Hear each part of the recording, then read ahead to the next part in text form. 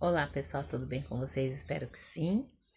Dando continuidade aqui ao estudo do Evangelho de Jesus Cristo segundo Lucas, hoje nós vamos para o capítulo 6.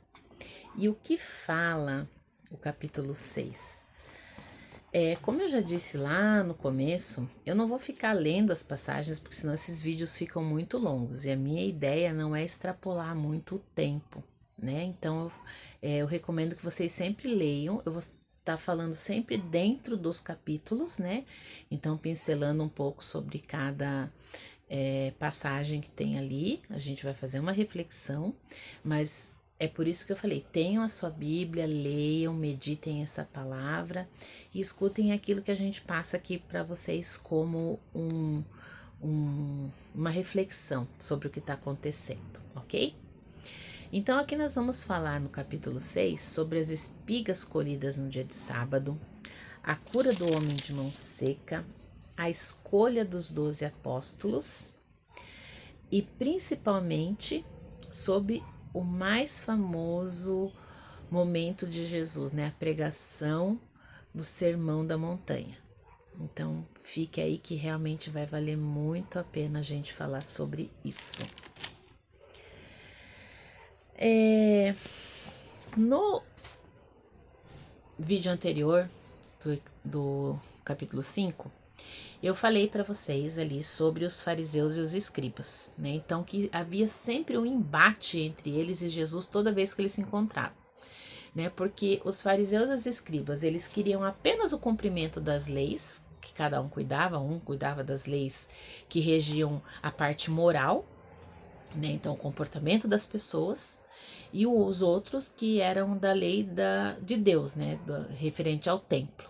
Mas tudo que eles faziam na questão desse cumprimento da lei era para mostrar a soberba deles enquanto pessoas, né? Não era nada voltado para aquilo que Deus queria para o povo. Era mais para que eles se mostrassem.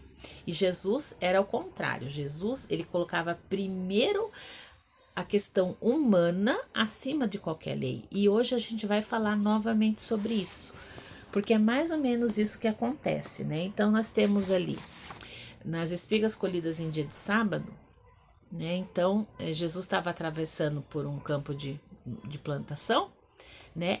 E ele com seus discípulos, eles estavam com fome, né? Era o dia do né, o sabat, né, que era o dia santo, então não podia comer, mas eles tinham fome. E eles arrancavam ali as espigas, iam debulhando, né, os grãos e foram comendo. E alguém passou por eles e viu e disse que não podia comer, porque era, né, porque o dia ainda não tinha terminado, que só podia comer depois das 6 da tarde, coisa e tal, né, e então que eles estavam cometendo uma blasfêmia, né, que eles estavam indo contra as leis, né, não podiam fazer aquilo. Mas, se as pessoas estavam com fome em um outro momento, por que que não podiam comer? Por que que eles tinham que esperar, né? Isso que Jesus questionava. E Jesus não, sabe, não dá muita importância para o que eles estão falando e fala para os discípulos: vão lá e comam. Se vocês têm fome, vão lá e comam, né? Então ali já começou esse embate, né? Porque ele queria mostrar que o homem era o senhor do sábado, né? Que o homem tinha sido feito para o sábado, não o sábado para o homem, né? Então já começou ali esse novo embate de Jesus para com os fariseus e os escribas. E da mesma forma, no outro dia de sábado, né? E não é coincidência, né?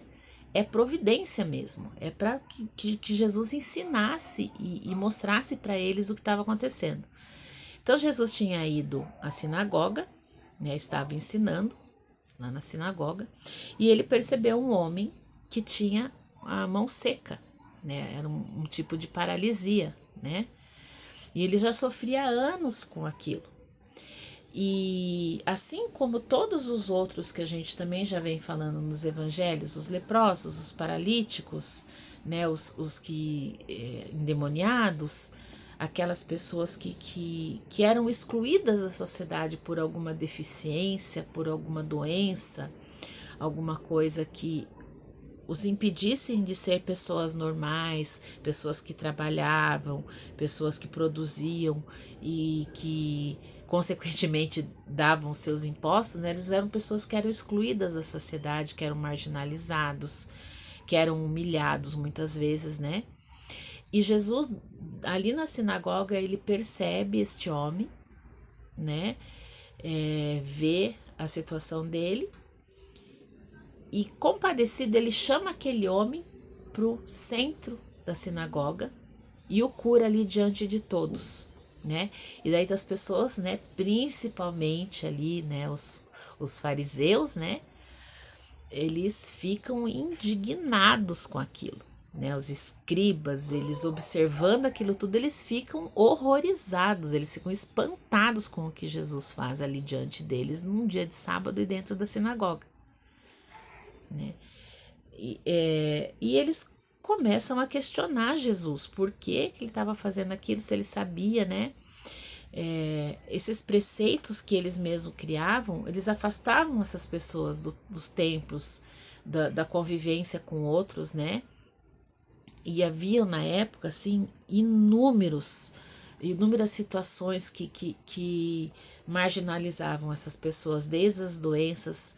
Mulheres que passavam pelo período menstrual também tinham que ficar isoladas, não podiam ser tocadas porque as pessoas ficavam ditas como impuras, né? Pessoas que tinham deformidades físicas, às vezes doenças que eles nem sabiam explicar, mas tudo para eles era contagioso, né? Se as pessoas tocassem, eles podiam se contaminar. Jesus ali, ele estava dando uma simbologia também para este homem, né? Mostrando que a religião estava acima de tudo, né? Que era preciso ter misericórdia para com essas pessoas, né? Que a religião ela tá muito acima da pureza, do puritanismo que eles queriam pregar, né? Então que a misericórdia deveria ser maior, o amor por essas pessoas deveria ser maior do que qualquer outra coisa. Então a atitude de Jesus de curar aquele homem da mão seca era isso, para chamar a atenção para esses que eram diferentes, né? Esse homem de mão seca, ele foi um símbolo, né? Chamar essas pessoas para o centro das atenções e mostrar que essas pessoas sim precisavam de cuidado, que elas precisavam da preocupação dos outros, do amor dos outros e da demonstração de misericórdia de Deus através da pessoa de Jesus. Então, por isso que ele realizou aquele ato, né? Para mostrar que a dignidade humana está acima de qualquer lei, né? Então, se aquele homem até ali, aquele dia, ele era rejeitado por aquilo, a partir daquele momento, ele deixava de ser um homem marginalizado. Ele passava a ser um homem livre para voltar a exercer tudo aquilo que ele quisesse, dentro e fora da sinagoga, dentro da lei, dentro dos preceitos para Deus ou na sua vida, né? Então, qualquer coisa estava acima do sábado, é a lei de Deus. Qualquer coisa que acontecia era muito menos do que a lei, do que o amor, do que a misericórdia de Deus. E é isso que ele quis mostrar. Não existe nada maior do que o amor, não existe nada maior do que estar a serviço para a vida humana, para o próximo, acima de tudo. O amor, a compaixão, a misericórdia, ela não pode esperar. Ela não tem dia, ela não tem data, ela não tem hora para acontecer. Ela tem que se prevalecer acima de qualquer preceito. Então não existe regra quando você precisa cuidar de alguém, quando você precisa fazer alguma coisa para alguém. Se Deus é misericórdia, Ele vai estar agindo a qualquer tempo. E nós vivemos essa realidade muitas vezes também na nossa vida, né? A gente às vezes precisa olhar muito para esse exemplo de Jesus e nos espelharmos nele. A gente, muitas vezes, você, a gente tem que pôr a mão na consciência e ver que a gente faz isso, às vezes até involuntariamente no nosso dia a dia. A gente se isola das pessoas, às vezes a gente até ridiculariza situações que a gente vê, a gente não se coloca no lugar do outro.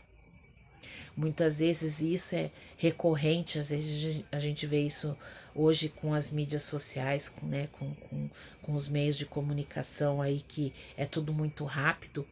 Você vê muita exposição de situações degradantes. E ao invés da gente acolher, da gente ajudar, da gente ser uma mão amiga, da gente demonstrar amor e compaixão, a gente acaba replicando isso.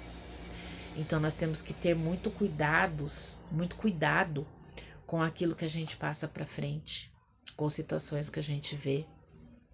A gente também precisa ser um pouco essa imagem, essa pessoa de Jesus na vida dessas pessoas. Se você não pode ajudar de alguma forma, que você pelo menos resguarde essas pessoas, de não expô-las, de não passar para frente, de não replicar vídeos e coisas do gênero, né? Então isso hoje no nosso dia a dia é muito comum a gente perceber, né?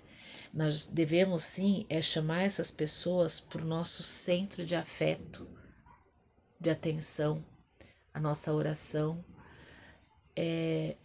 a tal modo que elas se sintam amadas e tocadas por Jesus. Então, como eu disse, a gente não pode fazer algo físico, algo concreto para essas pessoas, que elas contem pelo menos com as nossas orações sinceras de entrega e de pedido de misericórdia. Que Deus haja na vida dessas pessoas. E que outro fator importante que Jesus deixa, né, é que nenhuma lei, né, seja ela eclesiástica, divina, uma lei canônica, pode afastar as pessoas do caminho da graça de Deus. Então, para todas as situações, a gente também já falou isso em vídeos anteriores, por mais grave que seja o pecado que nós tenhamos cometido, inúmeras vezes que a gente tenha caído pelos nossos pecados, nada nos impede e nos afasta do amor e da graça de Deus. É preciso que a gente apenas procure o caminho correto para esse ajuste, para esse acerto de contas com Deus, né? Então a gente precisa estar aberto, independe do dia, né? Então que não faça, hoje a gente não faz porque isso, porque aquilo, a gente começa a colocar empecilhos para se ajustar com Deus, para estar bem, para estar em harmonia com Jesus, com Deus, com a Santíssima Trindade. Então que a gente não se afaste de Deus por nenhuma lei, por nenhuma situação, que a gente não, às vezes a gente se julga indigno. Não, todos nós temos o direito ao acesso à misericórdia e à graça de Deus. Basta que a gente se arrependa profundamente e procure o caminho certo para conseguir essa reconciliação, né? Outra coisa importante é assim, nós também, como cristãos, a gente não pode entender que tudo pode, que tudo é permitido, que então a gente pode pecar à vontade, a gente pode fazer tudo porque Deus vai perdoar, porque, né? Não é assim, né? Não é a religião do tudo pode, tá tudo certo, não é isso. Pecar é uma condição que Deus nos deixa em aberto para cometer ou não. É o livre-arbítrio que nós temos, que Deus nos concedeu na sua infinita misericórdia. Mas se você tem consciência de que você está cometendo um ato que fere a vontade de Deus, que fere aquilo que Deus deixou como lei, e mesmo assim você está fazendo, você está cometendo um pecado, e um pecado mortal. Então a gente precisa ter consciência disso. Então, se você que se diz cristão, que segue a lei de Deus, que segue as escrituras, que está dentro da igreja numa caminhada de fé, você pode ter ocasiões que você acabe pecando, porque isso está dentro de nós, está incutido dentro de nós. Às vezes a gente não quer fazer o mal, mas a gente acaba fazendo. Isso é uma situação. Agora, você fazer isso de plena consciência, você sabendo que você vai cometer um ato que é pecado, você sabe que é pecado, que isso está ferindo a dignidade humana, que isso está ferindo o amor e a misericórdia de Deus, né? O amor dele para conosco. E mesmo assim você está cometendo um pecado mortal. Então, isso é totalmente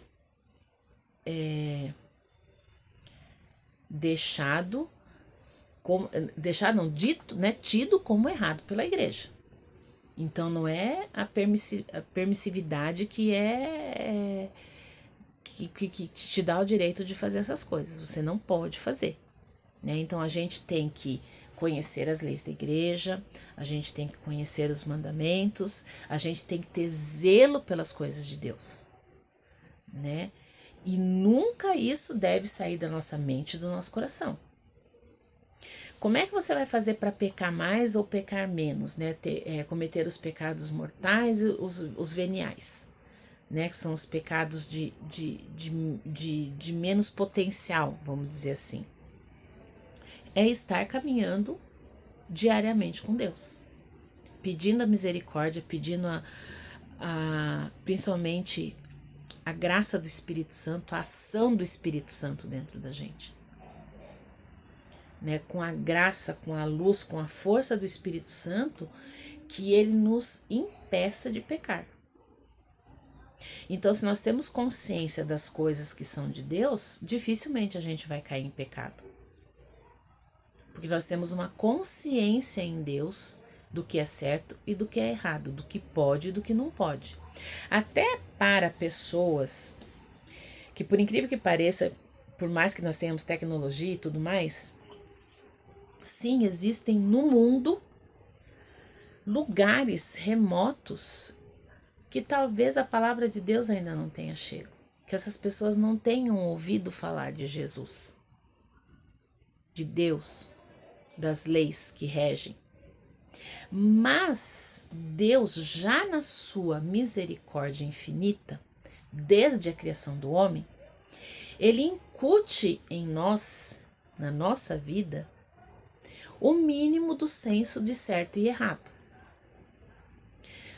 Dando um exemplo, você pode pegar uma criança, não ensinar muita coisa para ela, e a maneira que ela vai crescendo, que as coisas vão acontecendo, mais ou menos ela sabe, ela vai entender o que é certo e errado. Até pela sociedade em qual ela está inserida, né? Então, pela observação, você acaba entendendo mais ou menos o que é certo e errado, né? Ninguém vai, em sã consciência, crescer e querer matar outra pessoa gratuitamente, ou fazer o mal para outra pessoa gratuitamente, né? Então, o mínimo de senso do certo e errado todos nós já temos, independente da religião, independente dos conhecimentos dos mandamentos, ou da lei de Deus, ou de qualquer outra lei. Nós já temos o mínimo disso dentro de nós. Então é preciso que a gente tenha consciência disso e trabalhemos dentro de nós essa inspiração do Espírito Santo em nos ajudar a não pecar no nosso dia a dia. Que nós estejamos alerta, né? Porque assim, a gente vai ser bombardeado o tempo todo de ações do maligno, principalmente quem tem caminhada de igreja. Então a gente é tentado o tempo todo, a gente é provocado, a gente é incitado a fazer o mal, a cometer o mal. Seja uma fofoca, seja uma picuinha, seja uma maledicência, seja qualquer coisa. A todo tempo nós somos tentados a fazer o mal. Então a gente precisa da graça do Espírito Santo para nos fortalecer, nos manter alerta para a gente não cometer isso, para não cometer o pecado. E nós devemos amar sim o pecador, mas não o seu pecado. Então existem muitos pecados que nós sabemos que as pessoas cometem ou que estão em pecado. Eu não vou aqui abrir muito isso, porque senão, né, esse vídeo vai se estender muito. Mas, para quem já está no caminho da igreja, sabe o que é certo e errado, e muitas coisas que nós vivemos na nossa sociedade hoje a gente sabe que é errado. Mas não é por isso que nós vamos nos fechar à convivência com essas pessoas. O nosso trabalho em talvez levar para elas uma evangelização que façam com que elas repensem essas atitudes e se convertam e transformem suas vidas. Entendam que aquilo que elas estão fazendo ou estão vivendo é um pecado. Se elas querem viver dentro da doutrina da Igreja Católica, se elas querem realmente estar em comunhão com Jesus, com a Santíssima Trindade, né? Então nós devemos ser apoio para essas pessoas e jamais expô-las, ridicularizá-las, julgá-las, né? Porque nós não somos ninguém para fazer isso. Todos nós temos telhado de vidro. Mais ou menos pecado, um pecado mais escabroso ou menos escabroso, todos nós somos pecadores iguais. Então nós devemos amar sim o pecador, mas jamais o seu pecado. E sermos para ele sim luz, ajuda, um caminho, estarmos abertos para aquilo que eles sintam às vezes necessidade, de uma orientação, de um aconselhamento, né? Esse é o papel do verdadeiro cristão. A humanidade de Jesus, no Evangelho, ele mostra isso, né? Que Jesus é movido pelo amor às pessoas e nós temos que ser movidos também por esse amor, né? Então, quanto mais depreciado, machucado, ferida, maltratada que essas pessoas estejam, Jesus as ama e nós devemos amar também, né? Ele cuida dessas pessoas e nós devemos cuidar também. Ele se volta para essas pessoas. Nós devemos nos voltar a elas também. Lucas, ele deixa isso muito retratado dentro do seu evangelho, né? Jesus não veio para aqueles que estão sadios, para aqueles que estão curados, para aqueles que estão bem. Ele vem para aqueles que precisam de ajuda. Ele vem ser o médico dos médicos para os doentes de corpo e de alma. Que nós, como cristãos, saibamos ser também os auxiliares desse médico, né? Que nós saibamos levar essas pessoas enfermas do corpo e da alma para Jesus. E, continuando, Jesus faz a escolha dos 12 apóstolos. Como é difícil escolher pessoas para estar com a gente, né, se você de repente é um patrão que precisa contratar empregados, né, precisa tomar decisões em relação a outras pessoas, gerenciar equipes, etc. Como é difícil escolher pessoas, e para Jesus não foi diferente, né?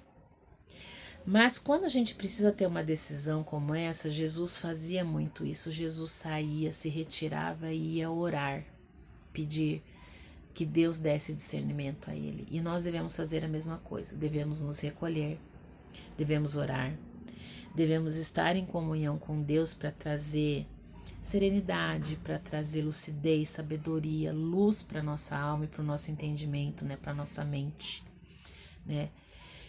Deus, ele não escolheu ninguém.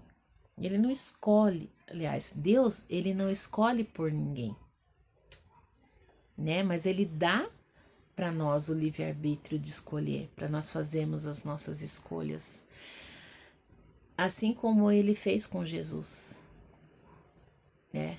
Ele orientou, mas ele deixou que Jesus também fizesse as suas próprias escolhas, dando a ele, né, discernimento, dando a ele sabedoria, né, ele apontando o caminho, mas ele sempre respeitou o nosso livre-arbítrio, assim como ele fez com um Jesus humano, né, não um Jesus divindade, um Jesus humano, né? E muitas vezes, mesmo com todo esse preparo, com toda oração, com toda, né, com tudo aquilo de bom que Deus possa nos oferecer, e assim como fez a Jesus, a gente pode fazer escolhas que elas não foram erradas, mas às vezes elas não correspondem àquela escolha que a gente fez, porque estamos lidando com o humano. Né? Jesus ali estava lidando com o humano, era um Jesus humano escolhendo pessoas humanas para fazer coisas humanas. Então, às vezes, nós criamos uma expectativa e a realidade é outra. E não tem nada de errado nisso.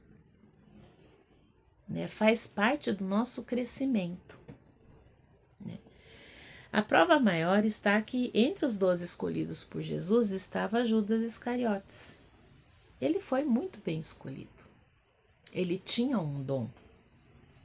Ele tinha coisas boas a oferecer a Jesus. Mas ele não correspondeu àquilo que Jesus esperava dele. Porque ele era humano. Ele foi tentado. Dentro da fé de Judas havia uma falha. Havia um enfraquecimento. Né? E assim, eu e você, nós também fomos escolhidos por Jesus, por Deus, para sermos alguém dentro e fora da igreja, dentro da nossa família, dentro do nosso trabalho. E nem sempre nós conseguimos corresponder a todas essas expectativas, porque somos humanos, somos falhos. Né? Então, cabe a nós corrigirmos essas coisas e correspondermos o mais próximo da perfeição possível àquilo que Deus quer de nós. Infelizmente, Judas se deixou vencer, né? Ele se deixou levar pelo inimigo. E nós sabemos o que aconteceu depois. Mas tudo aquilo estava dentro dos propósitos do que haveria de acontecer. Mas a ideia, a lição é essa, né? Muitas vezes nós temos expectativas sobre pessoas, sobre situações e nem sempre acontece como a gente quer, como a gente espera. Mas tudo aquilo que está ao nosso alcance de fazer para melhorar isso, nós devemos fazer. E Jesus procurou condensar, vamos dizer assim, algumas características específicas para escolher os seus discípulos. E acho que isso também se aplica para o nosso dia a dia. A primeira, que um discípulo de Jesus, ele não tem tempo para reparar na vida dos outros. Um discípulo de Jesus, ele cuida da sua própria vida, do seu dia a dia, das suas coisas. Ele não olha nem o cisco que está no seu olho, no olho alheio, né? Ele cuida daquilo que é seu. Então, ele está ali para fazer o que ele tem que fazer e fazê-lo bem feito. Quando a gente cuida da nossa própria vida, do nosso coração, a gente não tem tempo para falar da vida dos outros. A gente tem tempo para cuidar da vida dos outros. Né? Então, a gente está focado em cuidar do que é nosso e fazer muito bem aquilo que nós temos para fazer para a nossa vida. Então, a gente não fica julgando os outros, a gente não fica condenando, a gente não fica rotulando. Nós não temos tempo para a vida dos outros, para cuidar da vida dos outros. E se a gente faz isso é porque nós estamos fazendo o nosso errado. Porque se a gente está fazendo tudo certinho, não sobra tempo para cuidar da vida dos outros. Então a gente precisa cuidar corretamente das nossas coisas, da nossa casa, da nossa vida. A segunda característica para a escolha dos discípulos. Discípulo de Jesus produz frutos bons, muitos frutos e frutos bons. Entenda-se por fruto aquilo que provém do coração, as boas obras, palavras e ações. A boca, a vida, a mente vão produzir aquilo do que o coração está cheio. Se tem amor, tudo que sai é amor, ternura e doçura. Agora, se está acumulado de ressentimento, mágoa, ódio e rancor, só jogamos isso para cima das pessoas. Aqui uma grande verdade, né? Dizem assim, né? A boca fala daquilo que o coração está cheio. Então, assim, como é que você vai produzir coisas boas se você tem só coisas ruins guardadas dentro de você? Não tem como. Então, nós precisamos transformar sentimentos ruins, coisas ruins, experiências ruins de dentro de nós em coisas boas, em coisas positivas, porque até daquilo que é ruim, nós podemos tirar coisas boas, tirar lições, tirar aprendizado, e isso a gente pode levar para as pessoas. Isso é produzir frutos. Então a gente precisa ser bons exemplos. Então, a gente dar amor, dar o que a gente tem de melhor dentro de nós. Então, nós precisamos cultivar isso dentro de nós também. Porque senão, como é que a gente vai dar coisas que a gente não tem, né? Então, não podemos ter ódio, mágoa, rancor. A gente não pode cativar isso dentro da gente. Porque senão, quando as pessoas vêm ao nosso encontro, quando a gente vai abrir a nossa boca para falar alguma coisa para alguém, a gente só vai jogar essas coisas para cima das pessoas, e às vezes elas nem precisam, nem querem, e nem são, não são para elas que tem que ouvir, né? Então a gente precisa extirpar qualquer sentimento ruim de dentro de nós e pedir sempre a ação do Espírito Santo para que transforme isso dentro da gente, para que de lições, de vivências ruins, de coisas ruins que a gente tenha passado na nossa vida, que isso se transforme em coisas boas, em ensinamentos, em coisas construtivas para as pessoas ao nosso redor. E é preciso que a gente esteja sempre observando isso dentro da gente, né? Então, que a gente seja vigilante, que a gente seja constante. Então, que durante as missas, durante os nossos momentos de oração, os nossos momentos de intimidade com Deus, a gente entregue realmente e peça para que Jesus transforme o nosso coração. Tire essas mágoas, acabe com essas coisas ruins, com sentimentos negativos, com coisas negativas. Transforme a nossa vida em luz para que a gente seja luz para outras pessoas, né? Para que só saia de dentro da gente aquilo que a gente tem de melhor. Que a nossa boca profira, que a gente possa produzir esses frutos só com o que a gente tem de melhor. Nem todos os dias nós vamos estar 100%. Isso é óbvio, né? Ninguém vive 1000 maravilhas todos os dias. Mas que quando a gente não tiver vivendo um bom momento, que a gente também saiba se resguardar, saiba ficar em silêncio, né? Mas se não for pra gente produzir algo bom, que a gente não faça nada que também seja o contrário. O terceiro ponto de característica dos discípulos, né? Jesus, tudo que ele fazia não era nada sobre areia, não era nada sobre um terreno que não fosse seguro. O que isso quer dizer? Que a gente tem que se firmar em uma coisa muito sólida, porque a gente vai passar por muitas tribulações. Todos os discípulos de Jesus, eles tinham que ser como fortalezas, porque quando eles foram enviados em missão, eles passaram por muitas dificuldades. Eles foram perseguidos, eles foram rechaçados, né? Não foram bem aceitos, né? Sofreram tentativas de emboscadas, né? De situações ruins. E a nossa vida também é assim. Né? Nem todos os dias a gente tem o vento a favor, o sol, né? Coisas boas. A gente enfrenta vento, a gente enfrenta tempestade, a gente enfrenta tribulações, né?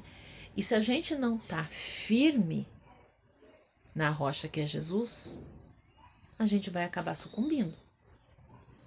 Então Jesus, ele fortaleceu a fé dos discípulos assim, de uma forma muito concreta, de uma forma muito forte para passar por essas tribulações, né? E como é que a nossa casa se mantém firme, né? Como é que a nossa vida se mantém firme nessa rocha? ela tem que estar alicerçada em Cristo. Não existe outra forma.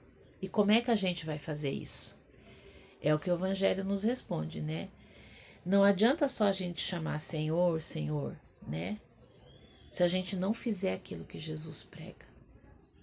Se nós não formos realmente praticantes da palavra de Cristo.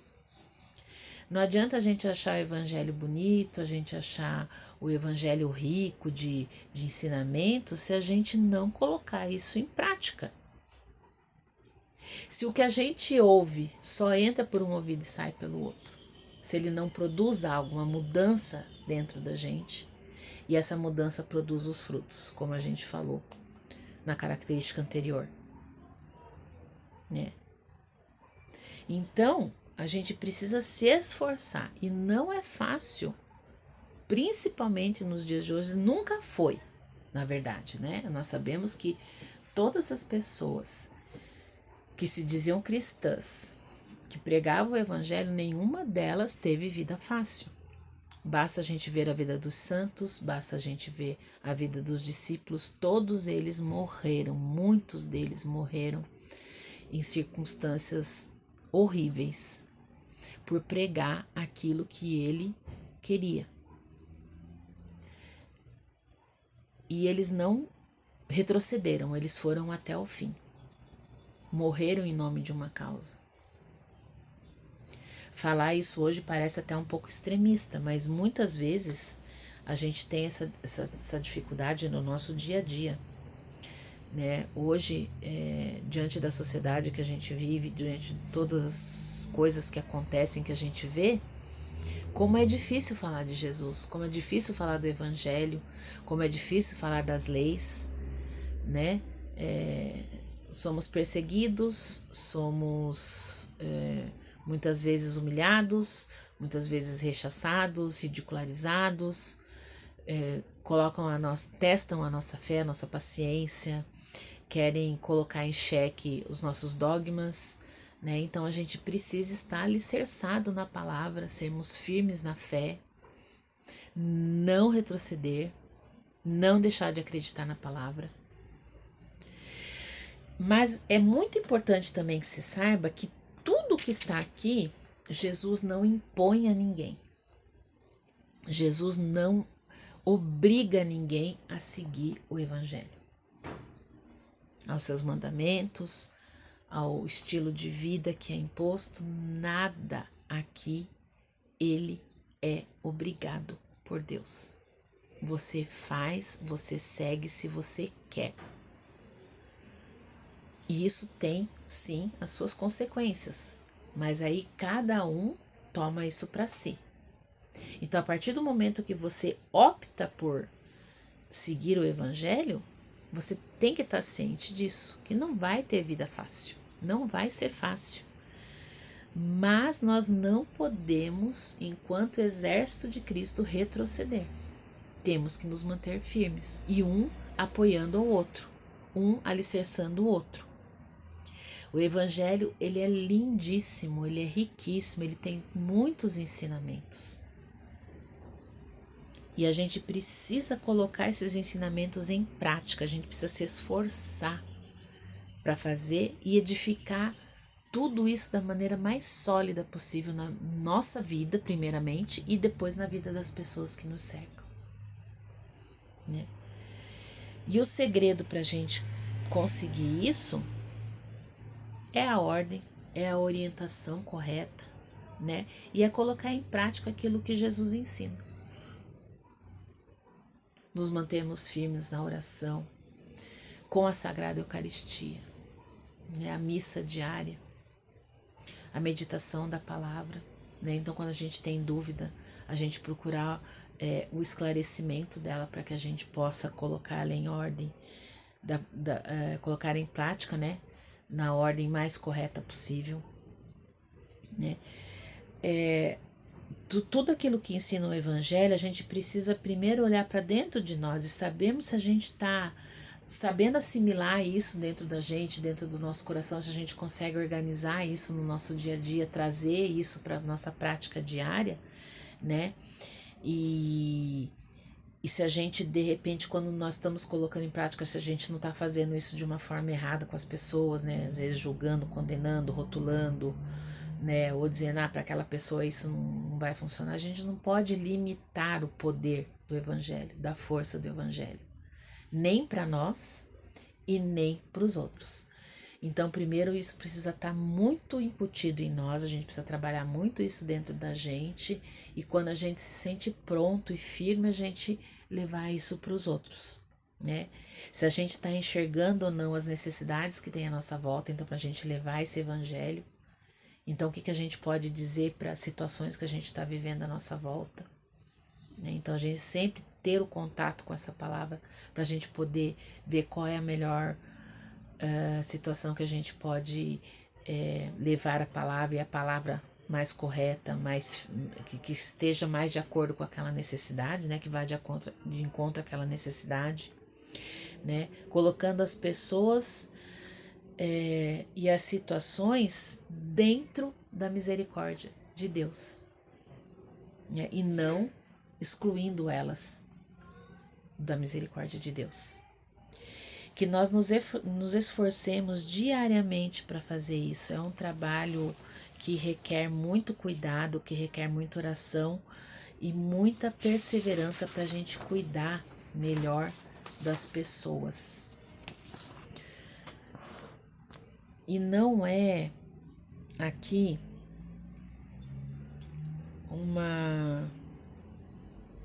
eu não sei nem dizer uma palavra, não é uma metáfora, né?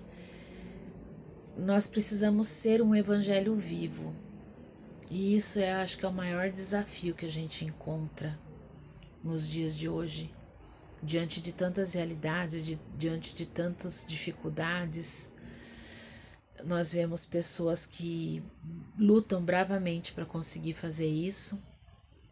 E o quanto elas apanham, né? No sentido figurado, obviamente.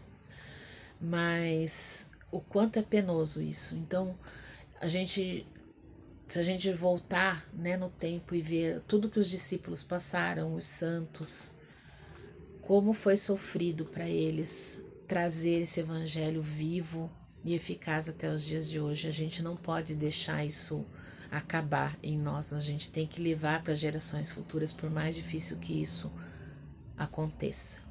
Amém?